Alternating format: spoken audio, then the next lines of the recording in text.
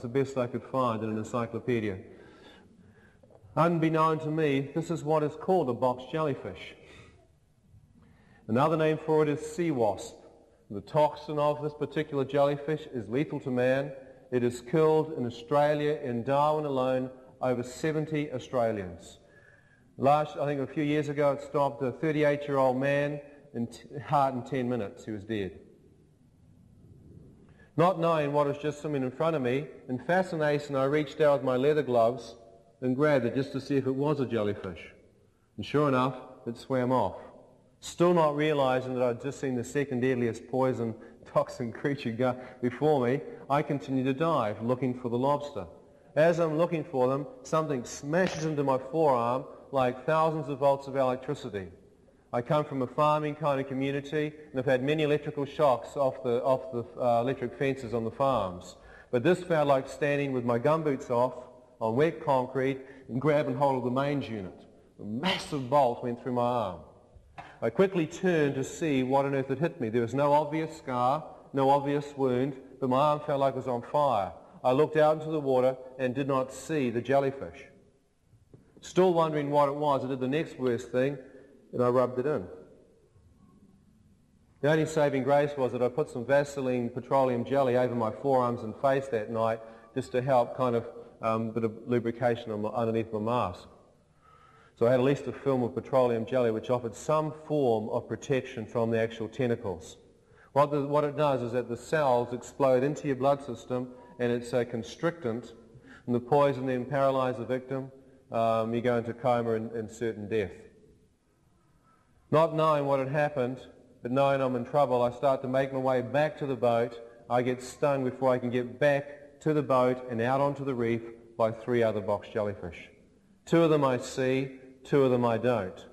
The local men came out, the local diver Simon came out of the water, following me onto the outer reef. It was low tide and about 2 foot covering it. As I clambered up onto the reef, I saw my arm for the first time out of the water. My arm was double its normal size, and where the tentacles had hit were like burn blisters right across my forearm. You've burnt yourself on the stove and seen your skin swell up? Well, the whole of my arm was traced with like burn blisters. I thought, that's ridiculous. How could this thing burn your skin like that?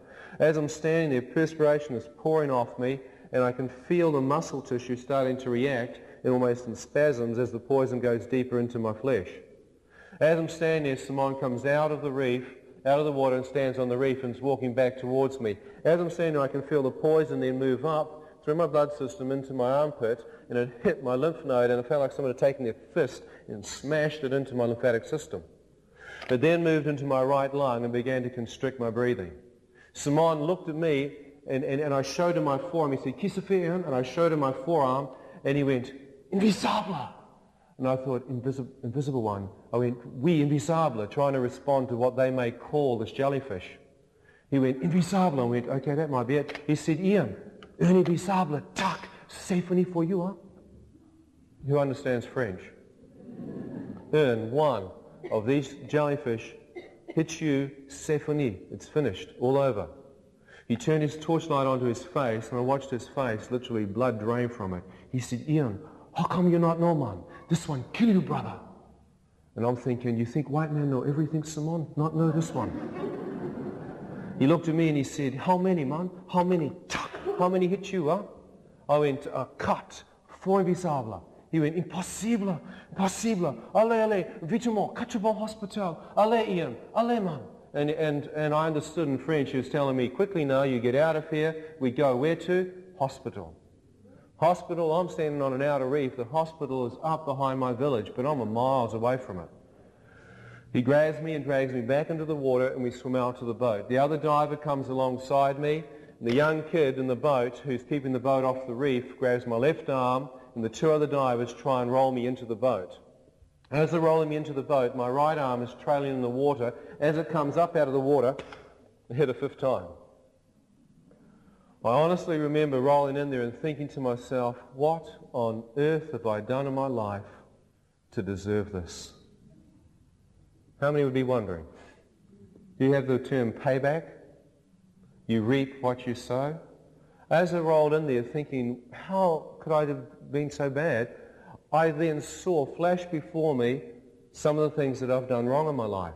How many have done a few things wrong in your life? How many have got things that you're embarrassed of, that are like skeletons in the closet? You know what I mean? Your conscience, you know you should never have done it, but you're stupid enough, somehow you ended up doing it. Okay, you may knock you down to experience, but you carry a sense of a guilt or a shame with that. Well, I saw a whole bunch of things that I'd done personally in my life that I was ashamed of and embarrassed of flash before me. Well, it didn't really help me to know that maybe I deserved some of it.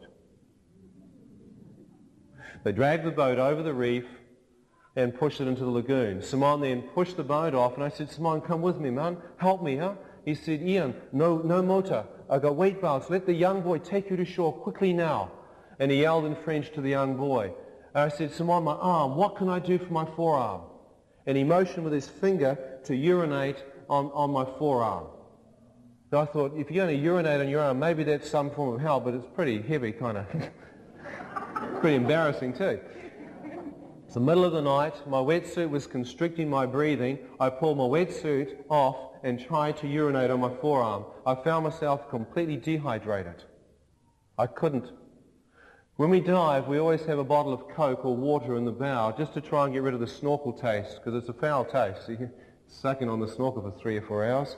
And so I grabbed it, drank it, perspiration flooded through my system, and I was able to gently urinate and rub the urine into my forearm, because I thought maybe this will nullify some of the toxin. Then I got my sweats on, and I sat in the stern of the boat as quietly as possible. I knew as a lifeguard and I knew as a diver that I needed to have antitoxin and I needed hospitalization as soon as possible. I knew that if I got excited or had an adrenaline rush, what would happen is that my heart would pump my blood, which would contain the poison around me. If it hit my vital organs, I'd be dead. The poison was already moving far too quickly for me.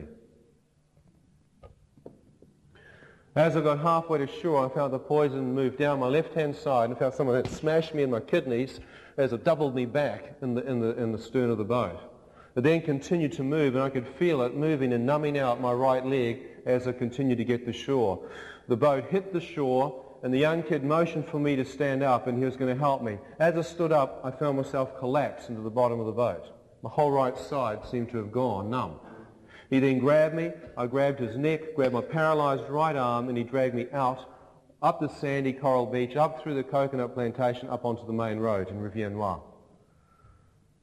Now, I've got a real long story, and I don't have time to go in intricate detail. I'm going to jump some of the detail and try and get to the real core of what the experience was.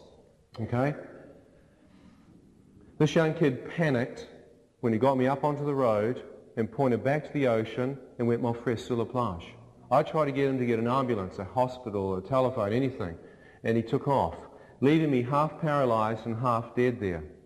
The poison was so quick that I literally started to slip into a coma, which would have been certain death. As I'm just about to close my eyes, not realizing what's happening, a quiet and a gentle voice said, "Son, if you close your eyes, you shall never awake again." Wait, what? There's no one there, but the voice was so clear. I thought about it. I thought, you can't close your eyes. You've got to get to a hospital. Man, that poison was so quick. I would have died within 10 minutes like everyone else had I not heard that quiet voice literally shake me to fight. It was like a turning point. I stood and fought the poison myself. I was able to balance my right leg, and I went down the road looking for help. I found 3 East Indian taxis there with the taxi drivers just talking to themselves. I asked them, "Will you please take me to the hospital? I'm dying." They said, "Cannot, we have French clients." I said, "I'll give you money." They said, "How much money you give, white boy?" I said, "I give you 50 US, 100 US, anything. Please take me to the hospital." They said, "You show us your money, white boy. We take you in a taxi, huh?" I said, "Look, I don't have the money." And 3 of them walked away laughing, thinking it was a huge joke. I heard a quiet voice say, "Son, are you willing to beg for your life?" I thought, yes. My left leg was getting weak, so I fell to my knees.